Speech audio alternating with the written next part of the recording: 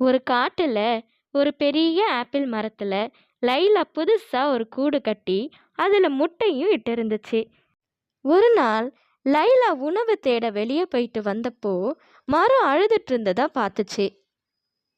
மரமே, என்னாச்சு உனக்கு? ஏன் அழுகுற? எனக்கு ரொம்ப தாகமா இருக்கு. எல்லா பறவையும் இங்க வந்து பழம் சாப்பிடுவாங்க. ஆனா இப்ப என்கிட்ட பழமும் இல்லை. எனக்கு தண்ணி ஊத்துனா என்னால நிறைய பழம் தர முடியும். ஆனா யாருமே எனக்கு இப்ப உதவியே செய்யல. நீ ஒரு வார்த்தை என்கிட்ட சொல்லிருக்கலாம்ல. நீ கவலைப்படாத, நான் உனக்கு தண்ணி கொண்டு வரேன். அப்படி சொன்ன லைலா அங்கிருந்து தண்ணி எடுக்கிறதுக்காக போயிருச்சு. ஆளப்பாரு, இந்த லைலா என் மேல வந்து கூடு கட்டி ஒரு வாரம் ஆகுது.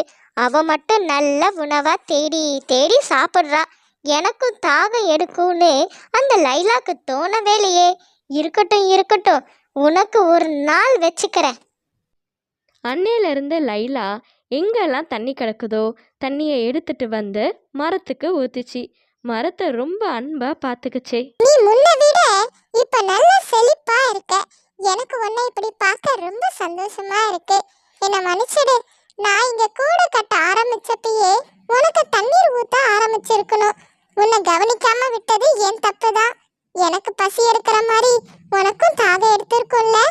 சரி விடு லைலா, அப்புறமா இந்த சென்டிமெண்ட் பேச்செல்லாம் பேசிக்கலாம். இப்போ எனக்கு ரொம்ப தாகமா இருக்கு. எனக்கு கொஞ்சம் தண்ணி எடுத்துட்டு வா. போ போ போ. ஆப்பிள் மரம் தண்ணி கேட்கும் போதெல்லாம் லைலா கஷ்டப்பட்டு தண்ணி எடுத்துட்டு வந்து ஊத்துச்சு.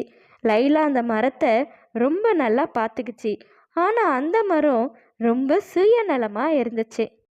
ஆஹாஹா, இப்போ நான் இன்னும் அழகா ஆகிட்டேன். எவ்வளோ செழிப்பா பச்சை நிறத்துல எவ்வளோ அழகா இருக்கேன். ஆனா என் மேல இந்த லைலாவோட கூடு இருக்கிறது ஒரு மாதிரி அழகை குறைக்கிற மாதிரி தான் இருக்கு. சீக்கிரம் ஏதாவது செஞ்சு இந்த கூடை ஃபர்ஸ்ட் இங்கேருந்து எடுக்கணும். மரம் அப்படி நினச்சிட்டு இருந்தப்போ அங்கே லைலா வந்துச்சு. மரமே, இப்போ வெயில் ரொம்ப அதிகமா இருக்கனால எங்கேயுமே தண்ணீரே கிடைக்கல. இருந்தாலும் நீ கவலைப்படாத, உனக்காக எங்க இருந்தாது தண்ணீர் தேடி கண்டுபிடிச்சு கொண்டு வருவேன். சும்மா சொல்லிட்டே இருந்தா எப்படி? சீக்கிரம் போய் எனக்கு தண்ணி எடுத்துட்டு வா. எனக்கு ரொம்ப தாகமா இருக்கு. மறுபடியும் லைலா தண்ணீர் தேடுறதுக்காக கிளம்பிருச்சு. அந்த நேரத்தில் ஜக்கு ஒரு பாட்டில் தண்ணியோட வந்து அந்த ஆப்பிள் மரத்து மேலே உட்காந்துச்சு. ஹாய் ஜக்கு, வா வா. எப்படி இருக்க? என்ன முன்ன விட இப்போ ரொம்ப அழகா இருக்க. இங்க பாரு மரமே, நான் ஏற்கனவே ரொம்ப பசியில இருக்கேன். கொஞ்சம் அமைதியா இரு. எதுக்கு இப்ப எனக்கு ஐஸ் வைக்கிற? ஓ, நான் ஐஸ் தான் வைக்கிறேன்னு கண்டுபிடிச்சிட்டியா? உனக்கு எப்படி பசிக்குதோ அது மாதிரி எனக்கு ரொம்ப தண்ணி தாக இருக்குது. உன் கையில தண்ணி பாட்டில பார்த்தோன்னே சும்மா அப்படி ஒரு பிட்டை போட்டேன். ஓ, உனக்கு தண்ணி வேணுமா? நான் தாராளமா தரேன். எங்க காட்டுல நிறைய தண்ணி இருக்கு. ஆனா எனக்கு இப்ப பசிக்குது.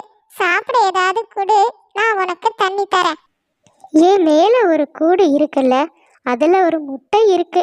அதை நீ சாப்பிடு. இந்த தண்ணியை மட்டும் எனக்கு கொஞ்சம் ஊத்திடு. ஆஹா, என்ன ஒரு கொளுத்த முட்டை. ரொம்ப நன்றி மரமே. இந்த பாட்டில் தண்ணி உனக்கு தான். அப்படி சொன்ன ஜக்கு அந்த பாட்டில் இருந்த தண்ணியை ஆப்பிள் மரத்துக்கு ஊத்துச்சு. லைலாவோட முட்டையை எடுத்துட்டு போயிருச்சு. அதே சமயம் தண்ணீர் தேட போன லைலா திரும்ப ஆப்பிள் மரத்தை பார்க்க வந்துச்சு. மரமே, ரொம்ப நேரமா அலைஞ்சேன். எனக்கு எங்கேயுமே தண்ணீரே கிடைக்கல. எனக்கும் ரொம்ப சோர்வா இருக்கு. நான் கொஞ்ச நேரம் கழிச்சு பக்கத்து காட்டுக்கு போறேன். அங்கிருந்து உனக்காக நான் தண்ணி எடுத்துட்டு வந்து ஊத்துறேன். லைலா அப்படி பேசிட்டு இருந்தப்பதான் அவ கூட்டுல முட்டை இல்லாததை கவனிச்சா. அச்சச்சோ, என் முட்டைய காணோம். மரமே, எங்க என் முட்டை? நீ எதுவும் பாத்தியா? உனக்கு தெரியாம யாரும் இந்த முட்டையை எடுத்திருக்க முடியாதே. அட, சும்மா கத்திட்டே இருக்காத. எனக்கு ரொம்ப தாகமா இருந்துச்சு. அந்த நேரத்துல தான் ஒரு பறவை வந்துச்சு. இந்த முட்டையை கொடுத்தா எனக்கு தண்ணி ஊத்துறேன்னு சொன்னுச்சு. நானும் அந்த முட்டையை எடுத்துக்கோன்னு சொல்லிட்டேன். அந்த பறவை எனக்கு ஒரு பாட்டில் தண்ணி ஊத்துச்சு தெரியுமா? இருந்தாலும் எனக்கு அதுவே பத்தாம நான் நொந்து போய் நின்றுட்டு இருக்கேன். நீ வேற சும்மா கத்திட்டே இருக்க. நீ இப்படி செய்வேன்னு நான் கொஞ்சம் கூட நினைச்சு பார்க்கல. உனக்காக தானே நான் தண்ணீர் தேட போனேன். ஆனா நீ என் முட்டையை பார்த்துக்காம நீயே என் முட்டையை கொடுத்துருக்க. இங்க பாரு, இத்தனை நாளா நீ எனக்கு தண்ணி ஊத்திட்டு இருந்த. ஆனா இப்போ எப்ப பார்த்தாலும் தண்ணியே கிடைக்கல கிடைக்கலன்னு சொல்லிட்டே இருக்க. உன்னால எனக்கு எந்த லாபமும் இல்லாதப்போ நீ உன் முட்டை உன் கூடு இங்க இருக்கக்கூடாது. உன் முட்டை என் மேல இருக்கிறது எனக்கு ரொம்ப பாரமா வேற இருக்கு. நீங்க நிக்காத, சூச்சு போ போ. லைலா எதுவுமே பேசாம அங்கேருந்து பக்கத்து காட்டுக்கு போயிருச்சு. லைலாக்கு மனசு ரொம்ப கஷ்டமா இருந்துச்சு. ஆ, எனக்கு ரொம்ப தாகமா இருக்கே. யாருமே எனக்கு தண்ணி ஊத்த மாட்றாங்க. உதவி செய்ய யாருமே இல்லையே. மரம் அப்படி புலம்பிட்டு இருந்தப்போ பூமியோட வறட்சியால பூமி ரெண்டா பிளந்துச்சு.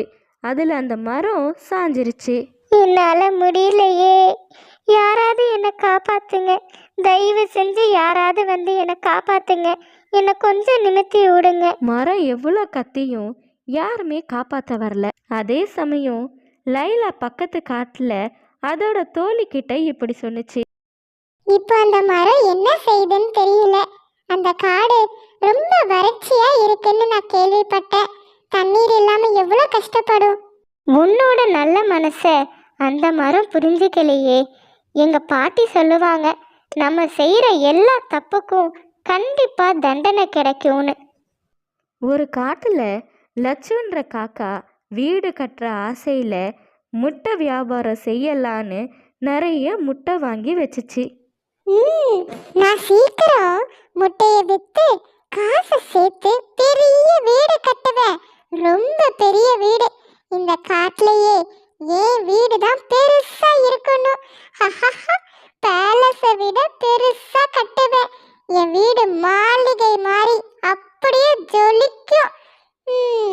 அது மட்டும் இல்லை, என் வீடை சுத்தி வேலையாட்கள் போடுவேன். என் வீடை பார்க்க வரவங்க எனக்கு காசு கொடுத்து அப்பாயின்மெண்ட் வாங்கணும். அப்பாயின்மெண்ட்.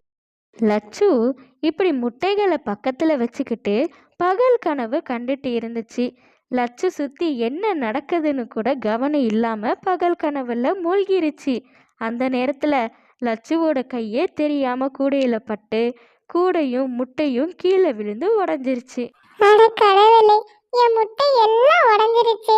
எவ்வளோ ஆசையா இருந்தேன், எவ்வளோ கனவு கண்டேன். இப்படி ஒரே நேரத்துல எல்லா முட்டையும் உடஞ்சி என் கனவெல்லாம் போச்சு.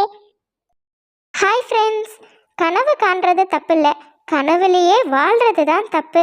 நம்ம ஒரு விஷயத்தை அடையணும்னா அதுக்காக நம்ம உழைக்கணும்.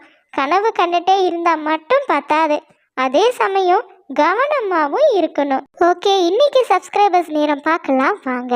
Hi Darshith, hi Shivanya, hi Murali, hi Aruna. இதே மாதிரி உங்களோட பேரும் சப்ஸ்கிரைபர்ஸ் நேரத்தில் வரணும்னா கீழே கமெண்ட்ஸில் போஸ்ட் பண்ணுங்க. Okay, bye. Subscribe for more videos.